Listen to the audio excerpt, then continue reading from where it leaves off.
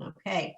Good morning. I'm Joe Reingold. I'm the interviewer, and I'm here with Lauren Saraviego. And today is Thursday, August 27th, 2020. Hi, Lauren. How are you? I'm doing well, Joe. Thank you. Good. How are you doing? Good. I'm glad you had agreed to do this with us.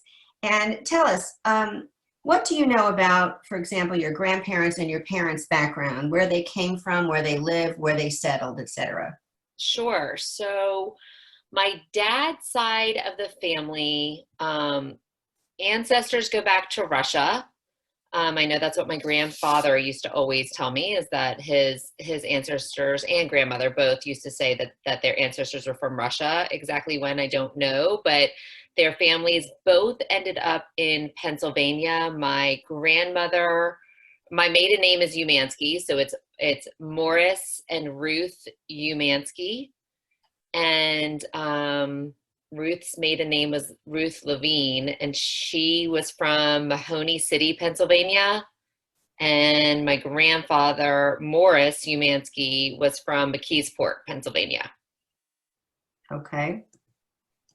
So how long, tell me, did any other relatives or anybody that you know of come across to the United States, and did they live near each other? So on from that side of the family,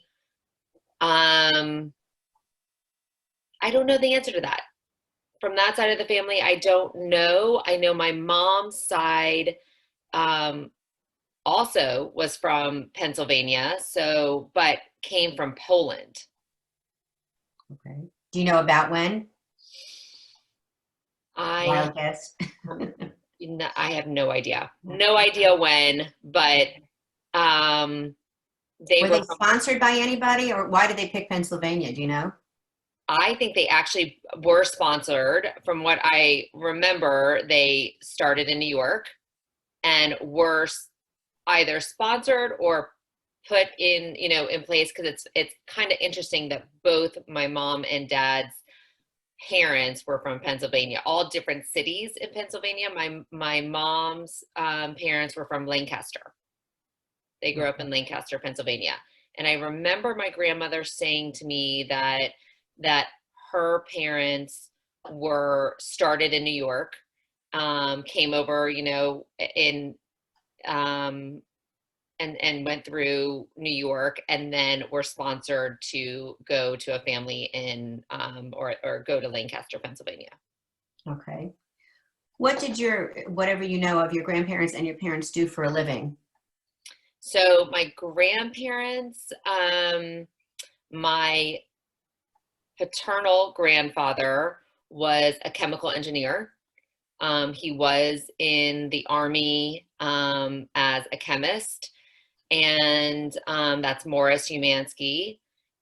Ruth did not work. She raised the children, and ultimately they ended up in New Jersey, where my father and his sister, my father is Ken Umansky and his sister is Linda Umansky, and they were raised in Summit, New Jersey. And that's where so that ultimately from Pennsylvania, they ended up in Jersey. And had, from when I remember, actually, they had a drapery and window covering store. They had a storefront in Summit. And then my mom's side, Lillian and Maury, unfortunately, Lillian Manuel Jasic, they were both from Pennsylvania and moved to Wheaton, Maryland, right outside a suburb of Washington, D.C. They had 4 daughters, and they were in the grocery store business.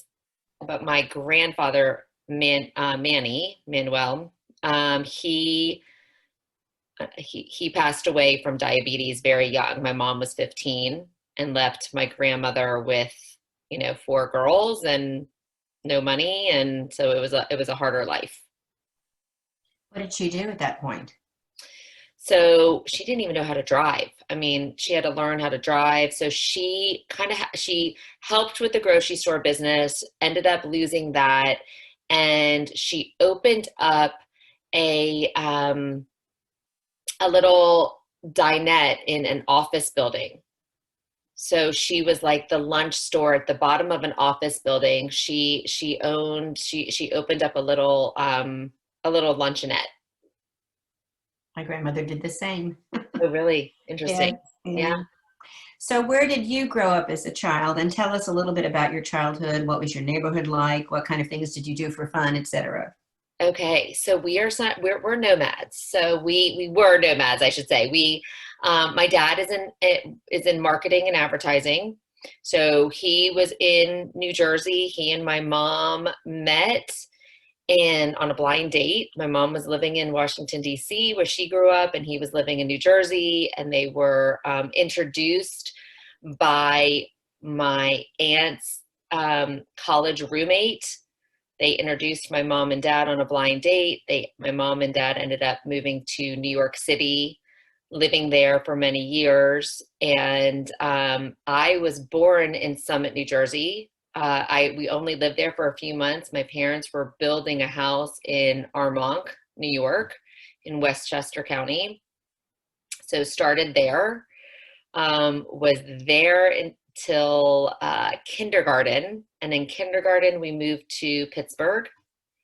I was in Pittsburgh from 4th grade. So I guess, kindergarten. So I was about 5, 6 years old until I was about 10.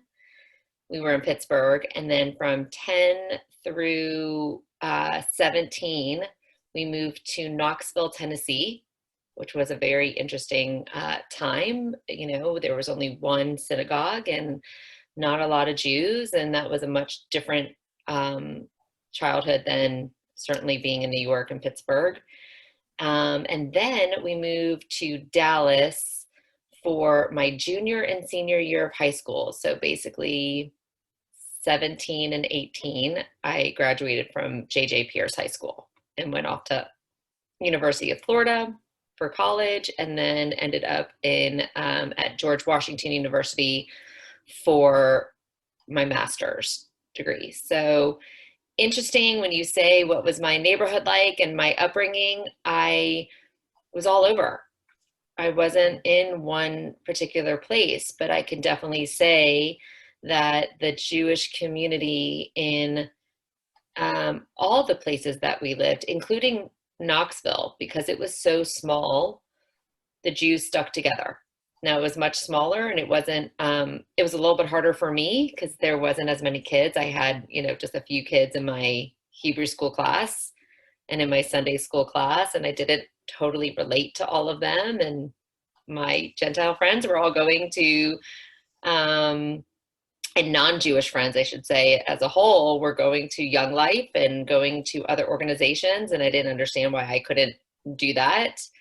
But it was very important to my parents that we had a very strong Jewish identity. I was going to ask you about that. Since you have a different perspective of different cities, can you recount for us a little bit about different Jewish affiliations depending on what city you were living in? Like, what were your parents, what did they belong to? What did you belong to? What did you get involved in the cities that you were, when you were growing up? Sure. So I don't remember New York as much. So it's interesting because my dad grew up conservadox. He was definitely conservative, more on the Orthodox side, his home. And then my mom, obviously with her father passing away, I don't know that Judaism was necessarily the top priority in that home. I think it was getting food on the table was more important than anything. My grandmother was trying to feed 4 children. So I think that was a little bit harder. So she had always had a harder time identifying with the Jewish lifestyle, although obviously raised my brother and I to be to follow the traditions and all of that. And it was important to my dad, so it was important to my mom as well. So in Pittsburgh, I can't remember, we did belong to Tree of Life for a period of time, but we moved to another synagogue, and I can't remember the name of it, but we were always conservative. and affiliated with a conservative synagogue and always went to the JCC and things like that. My mom worked for Jewish Family Services, I remember, in Pittsburgh. She volunteered, didn't work, but volunteered often. And so she was definitely affiliated with Jewish Family Services in Pittsburgh. When we moved to Knoxville, it was a conservative, it was called Heska Amuna, and it was a conservative synagogue, smaller, but a very nice synagogue. And I also did BBYO. My parents really tried to get me involved in everything that we could. There was no JCC, so it was really just the conservative synagogue and BBYO. And then when we moved to Dallas, we were members at Sheriff. So tell me about those early days in Dallas. What was your opinion? What was your impression of what the city was like? Either you don't have to compare it to other cities, but you can, or just what was it like here, period, and what did you get involved in when you first came here? That's a great question. And I will tell you, it's a little bit hard because I moved when I was my junior and senior year of high school, and it was difficult. Those are difficult years to ask a teenager to move and leave their peers. And so there may have been a little bit of resentment. So I didn't fully open my heart to being in Dallas. I was also in Knoxville, Tennessee, where, we had just gotten a mall with a Gap in it, and people here were shopping at Nordstrom's and Neiman's, and it was just a much different experience, socially, economically. Like, the whole experience here in Dallas felt much different than where I had been for my formative years, which was really Knoxville, Tennessee. Now, I mean, thank goodness my parents were so able to get us out, and we traveled so much, and were able to go to Florida and Atlanta and all these different places from Knoxville. But there was still a little bit of a shellter shock for me when I moved to Dallas. So I didn't really get involved in anything within the Jewish community here besides going to the high holidays at Sheriff and things like that. And then I, for the first time in my life, had Jewish friends. I had never really had any in Knoxville. None of my friends were Jewish. It's funny, all my parents' friends were Jewish, but I didn't necessarily relate to my parents' friends' children. So when I moved to Dallas, and my parents bought a house in Prestonwood, and there was a lot of our neighbors were Jewish, and they had children my age, and they helped me meet new people to go into JJ Pierce, so that day one I didn't know anybody, and that definitely helped. But it was my first time in my life that I really had Jewish friends that I remember. Mm-hmm.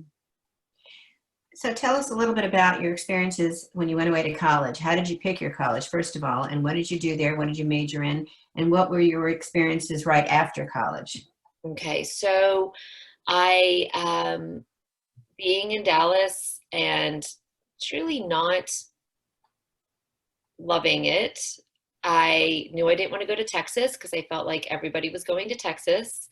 I applied to Maryland because I thought I wanted to possibly be near my entire family. We have a huge family in the DC area. So I applied to Maryland and Florida and, like 7 schools, but I narrowed it down to I wanted something warm weather and went off. I did not know a single person going there.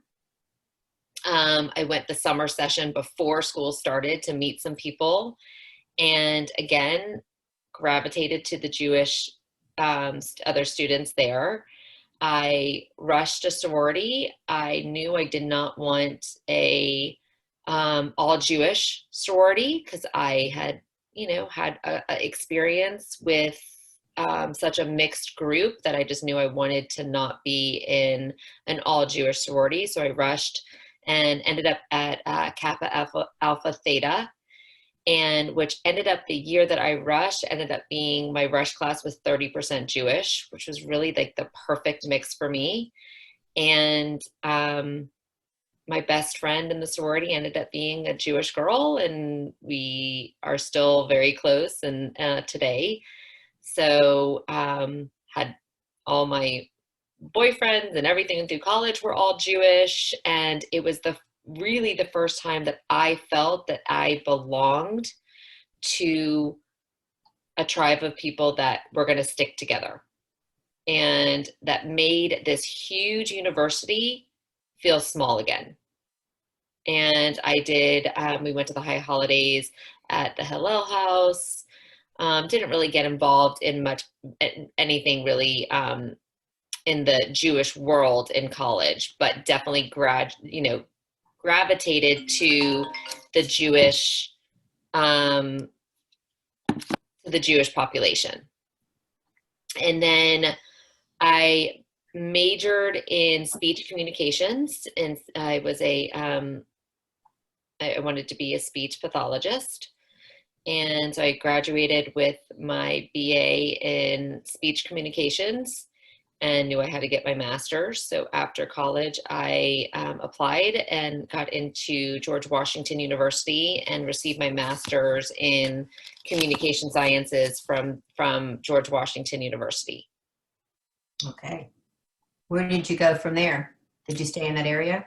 So from there, that program is a 2-year program, and my second semester of my second year in December, my family was invited to a wedding here in Dallas for Hillary and Josh Stern's wedding. Hillary Chrysler and Josh Stern were getting married, and my family was invited to a wedding.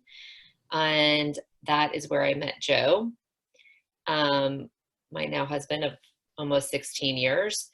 And we did long distance for the last semester of my master's program. And when I graduated in May, I decided that I would look for jobs in Dallas, never really thinking I'd end up in Dallas again. I didn't have the best taste in my mouth for Dallas, which is interesting, and never really thought I'd end up back here, but I met the man that I love, and so things change, and ended up back here at that point, which was 2003, and got my first job as a speech pathologist, and did that for about 5 years, and now I'm a realtor, but that's how I ended up here, is I met Joe at a wedding. Okay. Stranger things have happened, right? I know. And I have to say, I absolutely love it here. I mean, it's just different time of life, different people, different everything. And, I hadn't, like I said before, I hadn't opened my heart to Dallas, I think, because it was just a hard time of life to move, in the middle of high school. So now I can't imagine myself anyplace else. Can you think of something at work or some project that you've done that has been very memorable to you? It depends on in what form, like memorable in what way? Something you've achieved that you're very proud of, let's say. Either, I would say, in your work environment. Okay, so I did speech pathology for 5 years after I graduated my master's. And then I kind of switched courses. I had a hard time getting pregnant with our first child, and had to take a lot of time off. So I decided that I would resign from my position, and I got my real estate license. And so now I've been selling real estate for the last 14, almost 15 years now. And it has been one of the most rewarding, I think, professions out there. I have loved it. My very first year out, I got Rookie of the Year, and have been a top producer pretty much ever since. That's fantastic. Yeah. Congratulations. I love it. Speaking of that in real estate, are you involved in any particular civic organizations or any Jewish organizations, you and your husband, or just you yourself? So I serve on the board of trustees at the Jewish Community Center. I had been on the board at Temple Emmanuel, but rolled off the board, and now I'm just helping with the annual fund, the 40s cohort. They've asked me and one other woman to chair that, and I've done that for the last couple of years, and find that to be really rewarding. And then I get involved in my kids' schools.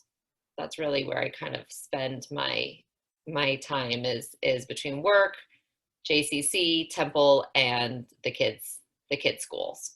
I was going to ask you next, how has your family increased? So tell us about your family. So our firstborn is Jacob Saraviego, and he was born in 2007, August of 2007. And so he was just bar mitzvahed. And so he is 13, and he has actually been at the Dallas ISD public school since kindergarten, and he's now entering into 7th grade. So being in a public school system, I try and get my feet in that door as much as I can and see what's going on there and volunteer. Very good. And then Cooper came along a couple years later in 2009. So Cooper's 10, and he's 10 years old, and he is entering into 5th grade this year. And he is at Preston Hollow Presbyterian. He has dyslexia, so he's in a program there at Preston Hollow Presbyterian. And so again, try and be really involved in that school as well. Very good. Now, you've been to Dallas. You've lived here twice, early on when you were a teenager, and then later on when you got married. So not comparing the first time you were here, but comparing when you first got to Dallas the second time around as a married woman, getting married here, till now, how do you think the city has changed? The city itself, the Jewish community, or anything else that you can tell us about? Sure. City itself, I think, has grown, and you're asking from a realtor perspective. So of course I see the influx of people moving in here every day. And one of the things that I try and, I have a business partner, and what she and I try and pride ourselves on is making sure that especially our Jewish clients come in and find their way. So whether it is through the Jewish day schools, it is through the different synagogues, it is in neighborhoods that we feel like they will be, find people that are of like mind. So infrastructure has changed. Culturally, it has changed. I mean, the fact that we have so many different performing arts centers, and we have different magnet schools, and we have, now the Human Rights Center and the Holocaust Museum. I mean, that is just huge for our city.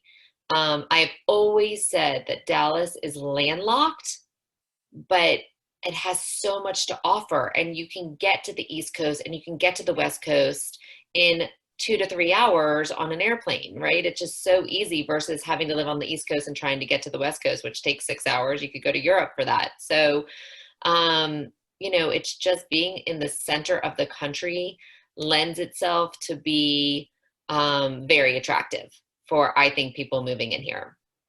I also, and maybe it's my own building within the Jewish community, but when I first got here and Joe and I got engaged, and then we got married, and was like, okay, so what synagogue are we going to join? Joe's family's been a member of Temple Emmanuel, and his parents were born there, and he was bar mitzvah there, as he will tell you. But so it was just kind of natural that we joined Temple Emmanuel. And I got more and more involved really as when my kids were born. They started at the ECEC there, and I got very involved, and I was PTA president, and I loved being in that building and being with them. And I just see the Jewish community, and maybe it's that I got more involved in it, but I see it being so tight-knit, welcoming, and people are just nice here. They want to help. They want to meet people. They want to be involved. So I just find it to be a really nice community. Glad you changed your mind from when you were a teenager. I sure did, didn't I? So, on a personal note, two things I want to end with almost.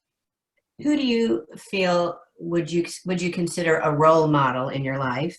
And also, what are you the most proud of? So a role model in my life would definitely be my bubby, who lost her husband very young and was able to pick herself up and raise her four daughters, who are all still married, have wonderful children, have a sense of family. I have 10 first cousins, and we get together every Thanksgiving. And now, of course, our immediate family has grown to our Thanksgivings are now 40 people because, we've multiplied. But a strong woman like that is someone to really look up to. She was the matriarch for sure. Mm-hmm. And tell me the second question.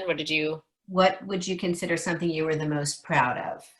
I mean, my boys, my marriage with my husband. We have a wonderful marriage. We have wonderful family. We have a lot of open communication, and I think that's something to be proud of. That's beautiful.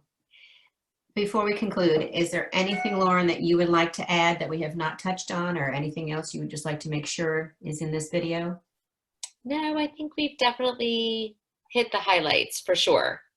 There's probably so much more I could add, but I think we definitely hit the highlights. Okay. If you think of more you want to add, we can always do another taping. That would be fine. We've done that before. So thank you so much for your time, and we look forward to talking with your husband soon. Thank you. I appreciate it. Okay. Okay, take care. Thanks, Joe. Okay.